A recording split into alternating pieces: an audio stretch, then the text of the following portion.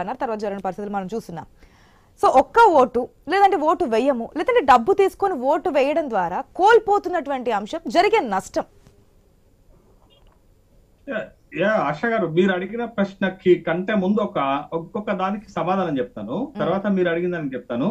ఇప్పుడు nation interest important గానీ too much of democracy నడుస్తుందండి భారతదేశంలో. బాగా అతి ప్రజాస్వామ్యం నడుస్తుంది. ఏంటి అని అంటే ఇప్పుడు లోకల్ బాడీలో ఒక అభ్యర్థి పోటీ చేయాలంటే నిబంధన ఉంది. ఏంటి అని అంటే ఇద్దరు పిల్లల కంటే ఎక్కువ ఉంటే వాళ్ళు పోటీ చేయడానికి అనర్హులు అనేటటువంటి ఒక నిబంధన ఈ ప్రభుత్వాలే తీసుకొచ్చాయి కదా, ఈ పార్టీలే తీసుకొచ్చాయి కదా. మరి దేశవ్యాప్తంగా ఇట్లాంటి ఓటు వేయకపోతే ఏంటి అనేటటువంటి నిబంధనలు తీసుకురావచ్చు కదా, ఎందుకు తీసుకురావట్లేదు? టూ మచ్ ఆఫ్ డెమోక్రసీ పేరుతోటి ఆ నిబంధనలు తీసుకురావట్లేదు. ఇవాళ ఈ దేశంలో మోడీ గారే చెప్తున్నారు 80 కోట్ల మంది ఉచిత రేషన్ బియ్యం తీసుకుంటున్నారని చెప్తున్నారు. ఈ దేశంలో ఉన్న ఓటర్లు మొత్తం 97 కోట్ల మంది. ఒక నిబంధన తీసుకురావచ్చు కదా, ఓటు వేయని వాడికి రేషన్ కార్డు కట్టు. ఏమైతుందండి?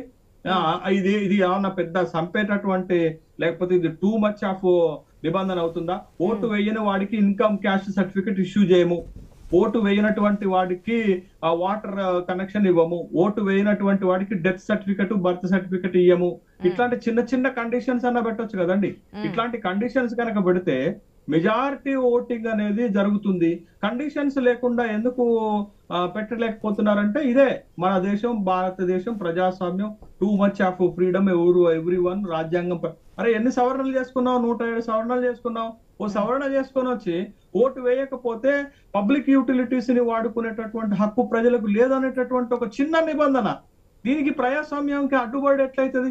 ప్రజాస్వామ్యాన్ని బలోపేతం చేసుడు అవుతుంది కదా. కాబట్టి ఎవరి స్వార్థం వాడే, ఏ పార్టీ స్వార్థం వాడే, ఏ ప్రభుత్వ స్వార్థం వాడే. కాబట్టి ఇట్లాంటి నిబంధనలు తీసుకురావడానికి ఎవరు ముందుకు రావట్లేదు. ఇక సరే, ఇది ఒక పక్కనైతే ఓటు వేయడానికి వచ్చినటువంటి వాళ్ళు ఏ సెక్షన్ ఆఫ్ పీపుల్ వస్తుంది? పాపం పేదవాళ్ళు వస్తున్నారు.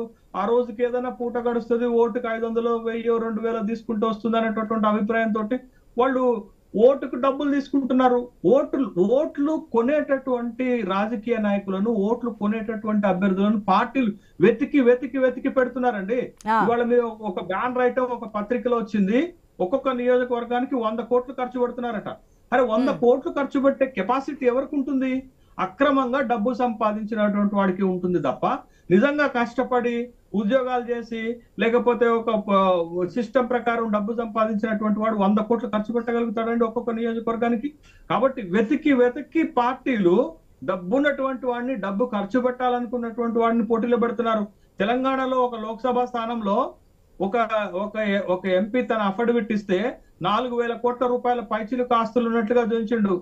ఆంధ్రప్రదేశ్ లో ఒక లోక్సభ నియోజకవర్గం ఎంపీ తన అఫిడవిట్ ఇస్తే 5000 కోట్ల రూపాయలు ఉన్నట్లుగా అఫిడవిట్ ఇచ్చిండు.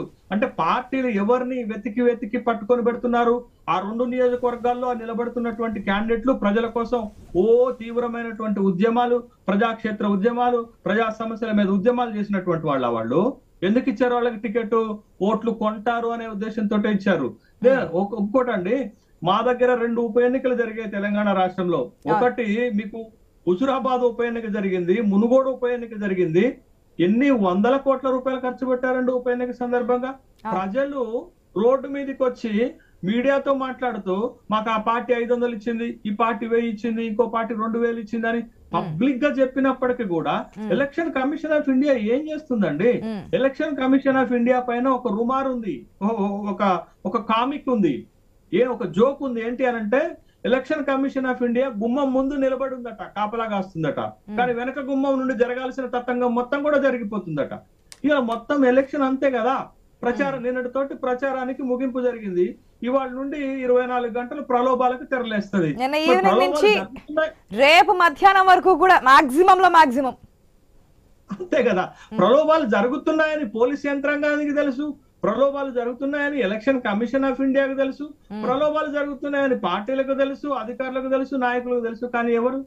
అంటే ఒక చోద్యం లెక్క ఉంది మనకి ఎలక్షన్ సిస్టమ్ అట్లా మార్చారు.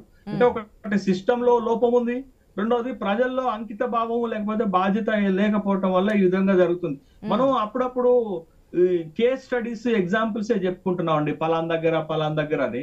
తెలంగాణలో ఇటీవల శాసనసభ ఎన్నికలు జరిగితే 119 నియోజకవర్గాల్లో 5 అభ్యర్థులు మాత్రమే పేదోళ్ళు గెలిచారు.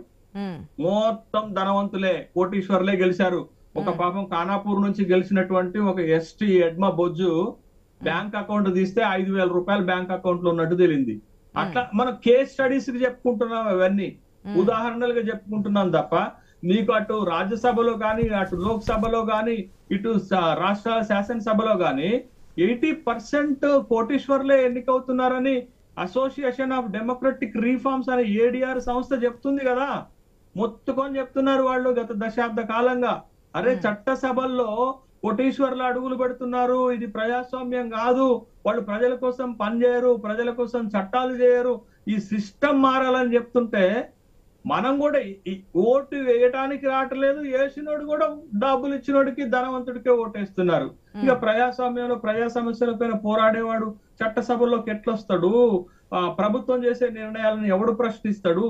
ఇదంతా ఒక సిస్టాన్ని పార్టీలు ఒక విధంగా ప్రజల కోసం కాకుండా పార్టీల కోసం డెవలప్ చేసుకుంటున్నట్లుగా కనపడుతుంది. అది దేశంలో ఏ రాజకీయ పార్టీ అతీతం కాదు. భారతీయ జనతా పార్టీ మేము గొప్ప విలువలు పాటిస్తామని చెప్పుకొని వచ్చిన పార్టీలు కూడా బ్యాంకులను రోబరీ చేసిన వాళ్ళకి టికెట్లు ఇచ్చింది కదా, ఇప్పుడు ఇయ్యలేదా? రోజు మీడియాలో కథనాలు వస్తున్నాయి కదా, బ్యాంకులకు డబ్బే కొట్టిన వాళ్ళకి వస్తున్నాయి కదా. ఈ రోజు ఇద్దరు ఎంపీ అభ్యర్థులకు నోటీసులు వచ్చినాయి బ్యాంకుల నుండి. ఆంధ్రప్రదేశ్ లో పోటీ చేస్తున్న ఒక శాసనసభ్యుడికి, ఆంధ్రప్రదేశ్ లో పోటీ చేస్తున్న ఒక లోక్సభ సభ్యుడికి ఈ రోజు బ్యాంకులు నోటీస్ సర్వ్ చేసినాయి, మీ ఆస్తులను వేలమేస్తాము అంటే. ఏ పార్టీ కూడా, అన్ని పార్టీలు అట్లనే ఉన్నాయి.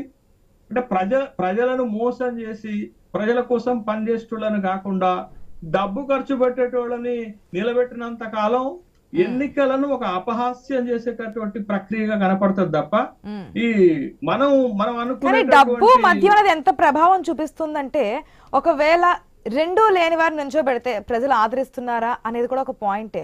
ఏమీ లేని ఒక వ్యక్తి వచ్చి, ఒక అభ్యర్థి వచ్చి ఇండిపెండెంట్ గా నామినేషన్ చేసినా, లేదంటే వేరే పార్టీ నుంచి నామినేషన్ చేసినా, ఆ పార్టీ గనక ఫండింగ్ చేయకపోతే ఆయా నియోజకవర్గాలు ఆ పార్టీ పరిస్థితి